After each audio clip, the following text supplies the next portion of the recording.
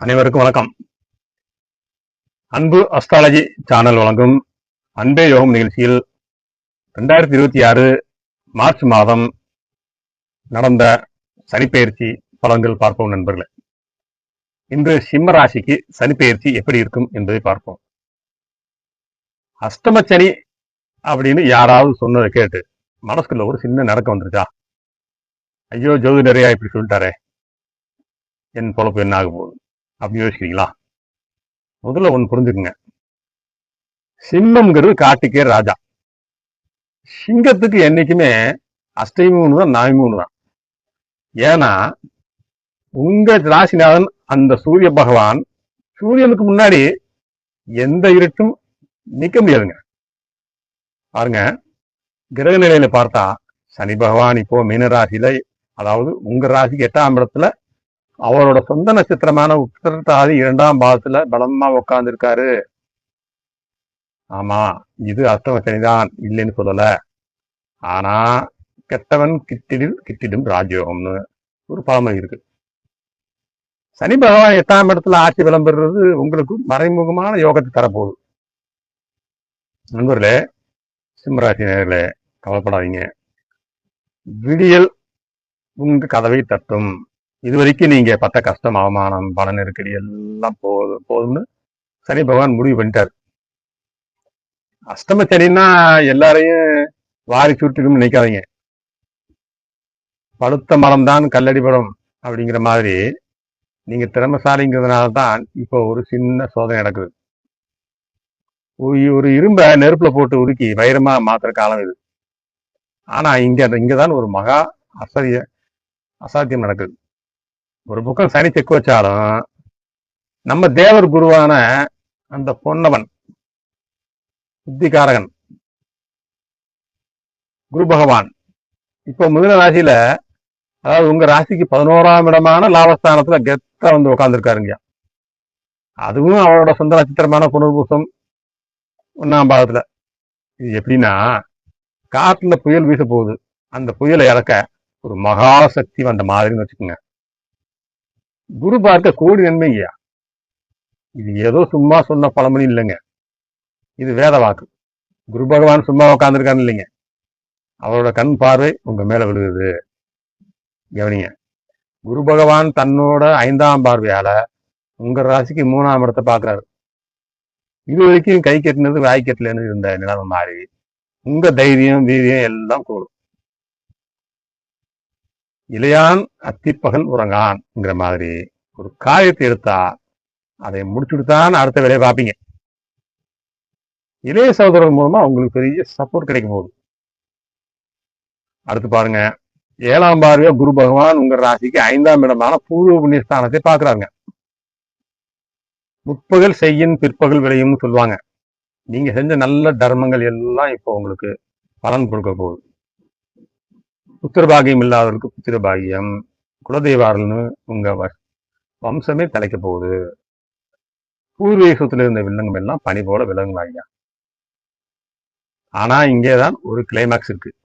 குரு பகவான் தன்னோட 9ஆம் பார்வையால உங்க ராசிக்கு 7ஆம் இடத்தை பார்க்கிறாரு. பாருங்க, கலத்தஸ்தானம் பலப்படுது. மனம் போல் மாங்கல்யம் அமைத காலை இது. கணவன் மனைவிக்குள்ள இருந்த சின்ன சின்ன பிரச்சனை எல்லாம் மறைஞ்சு ஒருத்தர் புரிஞ்சுக்க போறீங்க. கூட்டாளிகள் கிட்ட இருந்த சங்கடம் எல்லாம் தீரும். பாருங்க, கிரக நிலையில இன்னும் ஆழமா கவனிச்சா ராகு பகவான் சதத்தில் இருக்காருங்க. கேது பகவான் உங்க ராசியிலே பூர்வ நட்சத்திரத்துல உட்கார்ந்துருக்காரு. ராகு பகவான் நினைக்கிறத முடிச்சு கொடுப்பாரு, கேது பகவான் ஞானத்தை தருவார். ராகுவேல் கொடுப்பானும் இல்லை, கேது போல் கெடுப்பானும் இல்லைன்னு சொல்லுவாங்க.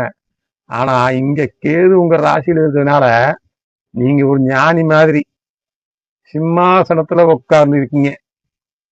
ஆன்மீகத்தில் ஈடுபாடு அதிகமாகும். மனசுக்குள்ள ஒரு தெளிவு பிறக்கும். ஆன்மீகத்தில் ஈடுபட்டாச்சுன்னா மன அமைதி தானா வரும், நோயும் இல்லை. வெள்ளம் வர்றதுக்கு முன்னாடி அணை கட்டணும்னு சொல்லுவாங்க. இந்த அஷ்டம சனி காலம் உங்களுக்கு பயத்தை தரப்போது இல்லைங்க, பக்குவத்தை தரப்போகுது அப்படின்னு வச்சுக்கோங்க. சனி பகவான் 11ல இருந்து உங்க பையன் நிரப்புற குருவோட பார்வையை அனுபவிச்சு வராரு. பணம் உங்க பெட்டியில வந்து குவிய போகுது.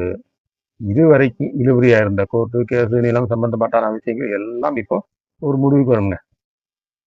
கடன் கொடுத்தவன் வீட்டு வாசல் வந்து இந்த காலம் போய் நீங்க கெத்தா அவங்கிட்ட பணத்தை கொடுத்து அனுப்புற காலம் கூடி சீக்கிரம் வரும். சிவராசி நேயர்களே, உங்ககிட்ட இருக்கிறது சிங்கபலம். அதை நீங்களே உணரணும். எந்த கிரகமும் உங்களை அசைக்க முடியாது. ஏன்னா சிம்மம்ங்கிறது காலத்துக்கிறது 5ஆம் இடம். 5ஆம் இடம் என்பது பூர்வ புண்ணியஸ்தானம். சும்மா சொல்லல, புண்ணியஸ்தானம். கடவுளின் அனுகிரகம் பெற்றவர்கள் எல்லாம் கோயில்ல போய் தவம் கிடக்கணும். நீங்க வீட்டுல உட்காந்து கோயில நினைச்சாவே சாமி உங்ககிட்ட வந்து துணிந்தவனுக்கு தூக்கு மேலே கூட பஞ்சமியத்தைன்னு சொல்லுவாங்க ஐயா. நீங்க துணிஞ்சு இறங்குங்க.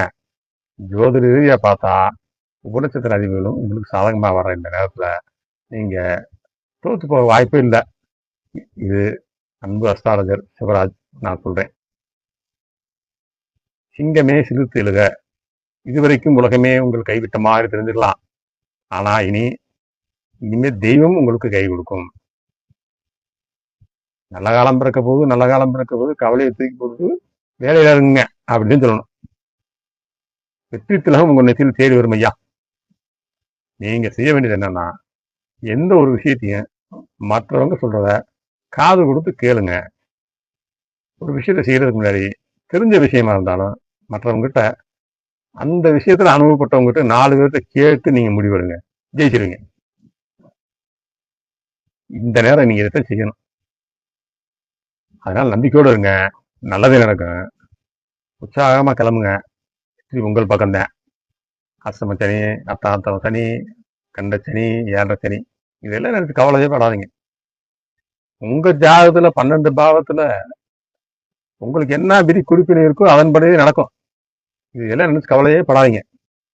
சந்தேகம்னா எனக்கு கேளுங்க. அழகா டிஸ்கிரிப்ஷன்ல ஃபோன் நம்பர்லாம் கொடுக்குறேன். ஏதாவது சந்தேகம்னா கேளுங்க. ஜாதகத்தை பார்க்கணுமா வாட்ஸ்அப்ல அனுப்பிச்சு விடுங்க. அழகா ஜாதகத்தை பார்ப்போம். நமக்கு எது கிடைக்கும், எது கிடைக்காது, எதுக்கு கிடைக்குமோ அதை நம்ம வேண்டி கடவுள்கிட்ட கேட்டோம் கிடைச்சிடும். நமக்கு கிடைக்காதுங்கிறது தெரிஞ்சத தூக்கி ஓரம் கட்டிட்டு கிடைச்சதை வச்சு சந்தோஷமா வாழ்றது பழகிக்கணுங்க. அதை பார்க்கறதுதாங்க ஜாதகம். என்ன அதுக்கு படிச்ச ஜோசியரா இருக்கணும், நல்ல ஒரு அனுபவம் உள்ளவரா இருக்கணும், என்ன உங்க நேரம் நல்லா இருக்கணும். அப்பதான் அதுக்கு தகுந்த மாதிரி ஜோசியை பார்ப்பீங்க. சரி, உங்களுக்கும் எல்லாம் தெரியும். நான் இதுக்கு மேல சொல்ல வேண்டியதில்லை. உங்கள் அன்பு ஜோதிடர் சிவராஜ். இரவு நேரலால் எல்லோரும் நன்றாக இருப்போம். நன்றி. எனக்கு சப்ஸ்கிரைப் செய்து எனக்கு ஆதரவு கொடுக்கும் என் சகோதரர்கள் எவ்வளவு பேர் எனக்கு அன்பு ஆதரவு கொடுக்குறீங்க. நான் தனியாளுன்னு நினைச்சேன். இவ்வளவு பேர் இருக்கீங்க. ரொம்ப சந்தோஷமா இருக்குங்க. ரொம்ப நன்றிங்க. அடுத்த வீடியோவில் பார்ப்போம்.